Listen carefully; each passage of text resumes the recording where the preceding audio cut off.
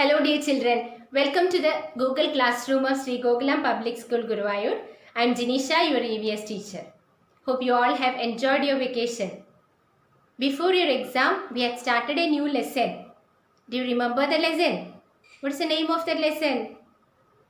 Yes, natural disasters. What is a natural disaster? Yes, a natural event that causes great damage to life and property is called a natural calamity or a natural disaster. And we have discussed about 4 natural disasters, that is earthquake, floods, cyclones and drought. So today let's discuss about another natural disaster, tsunamis, and also about disaster management. Have you heard about tsunamis? Yes, in 2004, December 26, tsunamis caused loss of life and heavy damage on some parts of the Kerala coast. So what are tsunamis? Tsunamis are giant waves caused due to earthquake, volcanic eruption or landslides that occur on the ocean floor. In the deep ocean, these waves are not big. But when they reach the shallow waters of the coast, these waves become bigger and more dangerous. So what are tsunamis? Tsunamis are giant waves caused due to earthquake, volcanic eruptions or landslides that occur on the ocean floor. Now let's discuss about the effects of tsunamis. Tsunamis also causes loss of life and property. Soil and water are contaminated. Soil becomes unfit for cultivation. That is, plants cannot grow in the soil, and water becomes salty and unfit to drink. Also, diseases spread and there is an outbreak of epidemics due to the dirty water left behind. Epidemic means the rapid spread of an infectious disease in a particular area affecting a large number of people within a short period. That is, within a short period, a disease is spread among large number of people in a particular area. So tsunamis causes the outbreak of epidemics. So these are the effects of tsunamis. It causes loss of life and property, soil and water are contaminated, and also diseases spread and there is an outbreak of epidemics. Now let's discuss about the safety measures to be taken. When there is a tsunami warning, reach higher ground as quickly as possible. Also look for the warning signs such as the sudden retreat of the sea following an earthquake. And do not return to the affected area until it is declared safe by the authorities.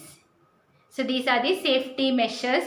So after a natural calamity or disaster, the affected people need immediate help. Some need to be rescued.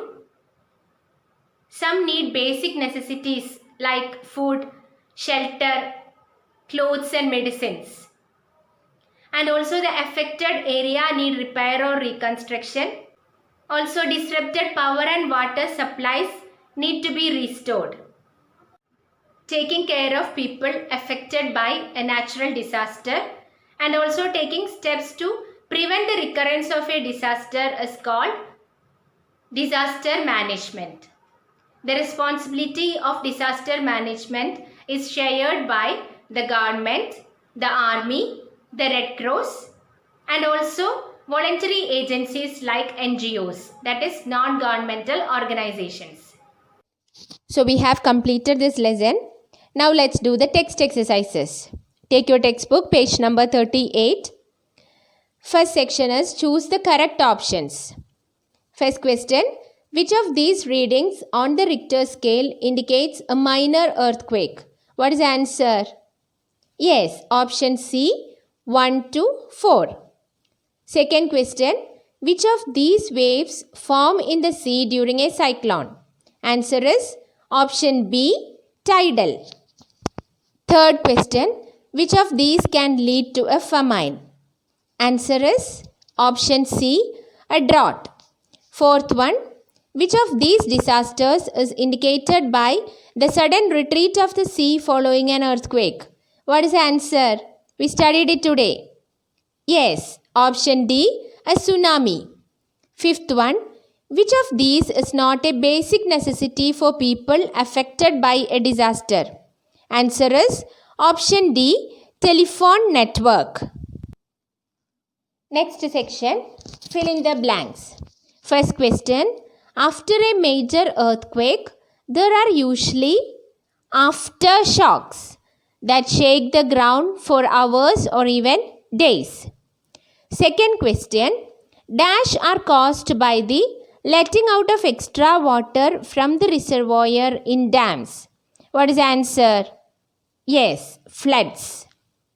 Third question, cyclones commonly occur in some coastal areas. Fourth one, during a dash, the land becomes parched and dry. Answer is during a drought. Fifth one, tsunamis are giant waves caused by earthquakes, volcanic eruptions, or landslides that occur on the ocean floor. Next section is write T for true or F for false. First question, the intensity of an earthquake cannot be measured. It is false. The intensity of an earthquake can be measured using a Richter scale. Second question, floods are beneficial to farmers. That is true. After a flood, the land becomes covered with rich silt and it becomes suitable for agriculture. Third question, the indiscriminate cutting down of trees can make the land drought prone. That is true. Fourth one, the people affected by disaster need immediate help. It is also true. Fifth one, tsunami waves become bigger when they approach the coast. That is true. So today we have discussed about tsunamis and disaster management. Hope you all have understood the topic. Just after watching this video, take your textbook, read page number 37 and 38 and underline the main points. From notebook, study question number 3 and 4 from name the following and question number 6 and 7 from answer the following. So let's meet in the next class. Thank you.